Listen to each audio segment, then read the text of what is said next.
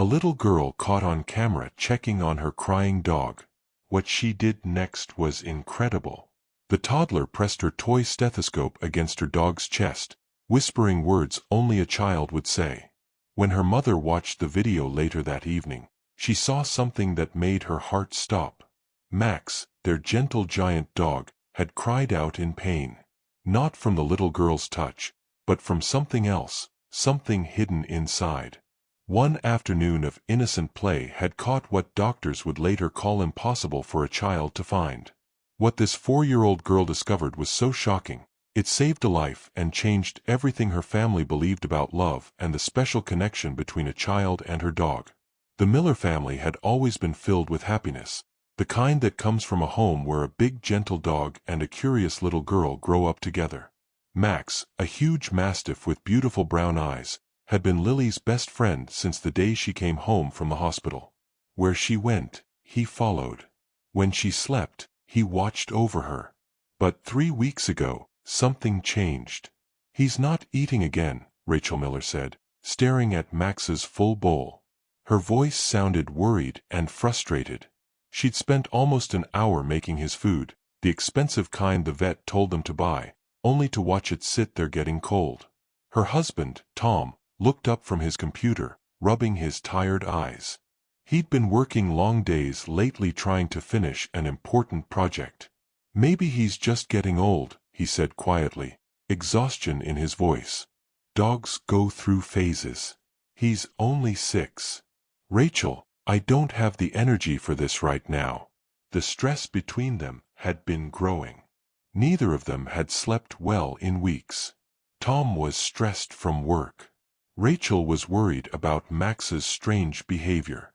The dog had started lying by the window for hours, staring at nothing. Sometimes in the quiet moments they thought they could see sadness in his eyes.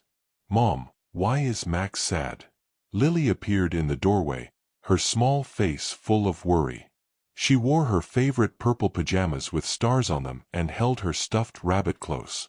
"He's not sad, sweetie. He's just tired." "No." Lily's voice had that stubborn certainty that only 4-year-olds have. "His heart is hurting. I can tell."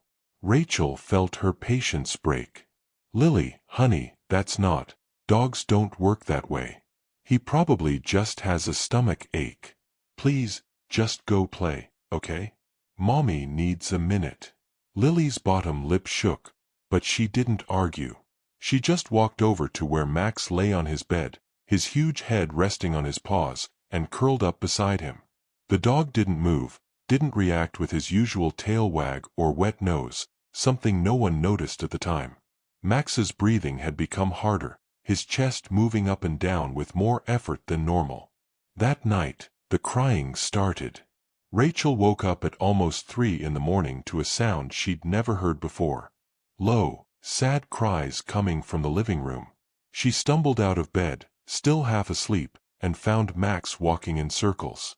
His eyes were wide, almost scared. And standing in the hallway, small and ghostly in the darkness, was Lily. "I told you," the little girl whispered. "I told you his heart hurts. Lily, go back to bed. You're going to make yourself sick staying up like this." "But Max needs me." "What Max needs," Rachel said, her voice harsher than she meant, "is rest. And so do you. Tomorrow we'll call the vet if he's still acting strange. But right now, everyone needs to sleep." The words hung in the air between them. Words Rachel would remember with terrible guilt in the days to come. Lily's eyes filled with tears, but she listened, shuffling back to her room with her rabbit dragging on the floor. Max watched her go, his crying getting louder as if he wanted to follow but couldn't. If only they had known that time was running out. If only they had listened when innocence spoke truth that experience ignored. The breaking point came on a Tuesday afternoon. Rachel had reached the end of her patience. Max's behavior had gotten worse, walking around, crying, refusing food for 5 days straight. She'd made a vet appointment for Friday, but part of her wondered if they should just take him somewhere for a few days, give everyone a break from the constant worry. Maybe he needs to stay somewhere else for a while, she said to Tom that morning. Just until we figure out what's wrong. Lily's getting too worried about his mood swings and I can't handle the stress anymore. Tom looked up, surprised. You want to send Max away? Not forever, just for a little while. He's affecting everyone in this house. They didn't know Lily was listening from the top of the stairs. That afternoon, while Rachel folded laundry in the bedroom, Lily made a decision. She marched to her toy box and pulled out her doctor's kit, the plastic stethoscope, the pretend thermometer, all the tools she used when playing hospital with her stuffed animals. I'm going to make you better, Max, she said with complete confidence. Mommy doesn't understand, but I do. Max lay on his bed, not moving except for his hard breathing. When Lily walked over, he lifted his head a little, his tail giving the smallest wag, the first sign of happiness he'd shown in days. Okay, Mr. Max, hold still. I need to listen to your heart. She pressed the toy stethoscope against his chest, moving it around the way she'd seen doctors do on TV. Her face was serious and focused. Max stayed perfectly still, as if he understood how important this was. Then Lily moved the stethoscope to a specific spot near his left side, just below his shoulder. Max cried out. Not a playful bark or a casual whine, but a sharp, painful cry that made Lily jump back in shock. His whole body had tensed up, his eyes squeezing shut. Mommy! Lily screamed. Mommy, come quick. Rachel ran in, her heart pounding. What happened? Lily, I told you to leave him alone.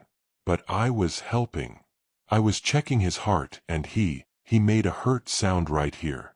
She pointed to Max's chest. You probably pressed too hard. Lily, I swear if you can't listen. Rachel.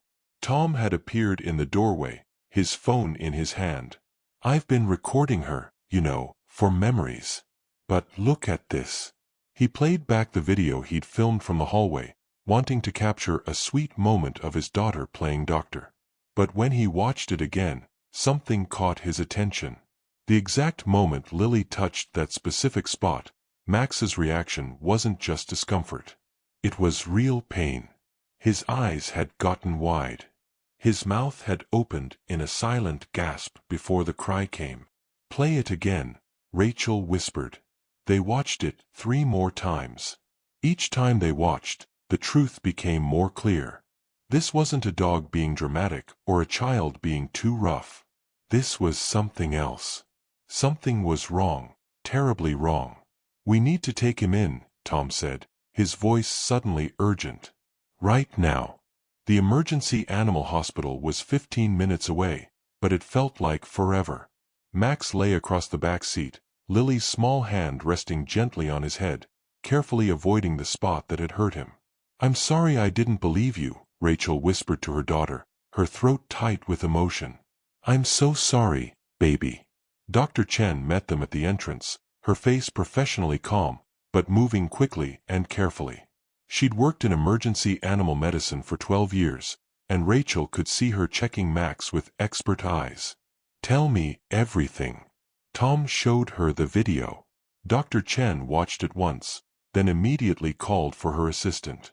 I need X-rays right now, and get ready for an ultrasound. What is it? Rachel's voice cracked. What's wrong with him? I don't want to guess until I'm sure, but that reaction in that specific spot worries me a lot. How long has he been tired and weak? 3 weeks, maybe a little more. Dr. Chen's expression got darker. Okay, I need you to wait here. This might take a while. The waiting room felt like a prison. 20 minutes, 40, an hour. Lily sat between her parents, unusually quiet, her toy stethoscope held tight in her hands. What if I hurt him? She whispered. You didn't hurt him, sweetheart, Tom said, pulling her close. You helped him. You're the only one who saw what we all missed. When Dr. Chen finally came out, her face was serious, but her eyes held something else. Respect, maybe even wonder. Mr. and Mrs. Miller, your daughter may have saved your dog's life. The words seemed to echo in the quiet hallway. Impossible, and yet completely real. Max has an early-stage heart condition. It's serious and often deadly if not treated. What's remarkable is that your daughter somehow found the exact spot where his heart has started to get bigger. The pain he showed when she touched that spot, that was real heart trouble. Rachel's knees gave out. Tom caught her, his own face pale with shock. How close were we? Dr. Chen's silence said more than words before she spoke. If this had gone another 2 weeks, maybe less, we'd be having a very different conversation. The stress on his heart was becoming dangerous. He could have had sudden heart failure at any moment. They brought Max home 3 days later with medicine and a treatment plan that Dr. Chen promised would give him years of healthy life ahead. The change was immediate. Within hours of starting treatment, Max's eyes brightened. He ate his first full meal in weeks. The crying stopped. Dr. Chen had explained it all in detail that first night after Max had been stable. Dogs have an amazing ability to hide pain and sickness. It's natural, a survival thing. What makes this case so unusual is that a 4-year-old child found something that we as adults thought was just normal aging or behavior problems. But how did she know? Tom had asked. I can't explain it scientifically. But there's something about the connection between children and animals, especially children this young. They understand emotions and physical feelings in ways we've taught ourselves to ignore. They trust their gut feelings. Your daughter felt something was wrong and she was right. The vet had paused then, looking at Lily with something like amazement. In my 12 years of practice, I've never seen anything quite like this. If it hadn't been for her determination, her pretend doctor play, her pure will to help her friend, Max wouldn't be here. Rachel had cried then, deep shaking sobs that shook her whole body. All those nights she'd ignored Lily's worries. All the times she'd told her daughter to stop bothering about the dog. The guilt felt crushing. She saved him, Dr. Chen said simply, when no one else could. That first night back home, after Max had settled into his bed with a full belly and a wagging tail, Rachel found Lily sitting on the floor beside him. The little girl was crying quietly, tears running down her cheeks. Baby, what's wrong? I thought you were going to send Max away. I heard you say it. Rachel's heart broke completely. She dropped to her knees beside her daughter and pulled her close. Lily, I am so sorry. I was tired and scared and I didn't understand. You were right about everything. You knew Max's heart was hurting when I couldn't see it. You saved him. Do you understand that? You saved your best friend's life. Lily wiped her eyes with the back of her hand. I just loved him. That's all. I know, and that's everything. They sat together in silence for a moment. Then Lily gently placed her small hand on Max's chest. Not the spot that had hurt, but over his heart, where now it beat strong and steady. Feel better, Max. The huge dog lifted his head and pressed his nose against Lily's cheek, his tail hitting the floor with the energy they hadn't seen in weeks. Then he did something he'd never done before. He gently took Lily's hand in his mouth, not biting, just holding it there.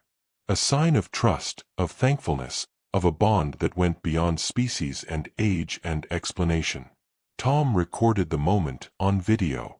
When he posted it online with the caption, "My 4-year-old daughter saved our dog's life with a toy stethoscope," he never expected it to spread everywhere. But within days, millions had watched the video of Lily's checkup and Max's painful reaction. The comments poured in by the thousands. Children see what we've forgotten how to look for. That little girl has more gut feeling than most doctors. Never ignore a child's feelings about their pets. The story spread across the internet, featured on news shows, shared in animal doctor groups. Dr. Chen herself appeared on morning shows explaining the medical miracle and talking about the importance of trusting the bond between children and animals. But in the Miller house, life simply went back to its normal rhythm with one important difference. When Lily said something was wrong, They listened, always. Sometimes the line between life and death is protected not by years of training or fancy equipment, but by a child's pure, honest love. What we dismiss as imagination often sees truths that experience has taught us to miss. Lily didn't save Max because she understood hearts or animal medicine. She saved him because she loved him without conditions, without doubt, without the filters that tell adults to be reasonable or practical.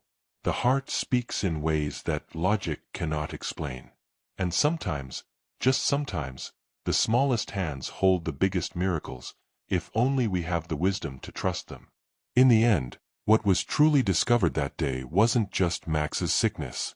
It was a reminder that intuition, especially the intuition born from pure love, can see what our trained eyes cannot. That the most powerful healing begins with simply believing in love, in connection, in the quiet voice that says something is wrong, even when the world says everything is fine. If this story touched you, opened your eyes to the power of a child's gut feeling, or reminded you to listen when love speaks, share it with friends and family. Because sometimes the smallest voices carry the most important messages, and the purest hearts can see what wisdom overlooks.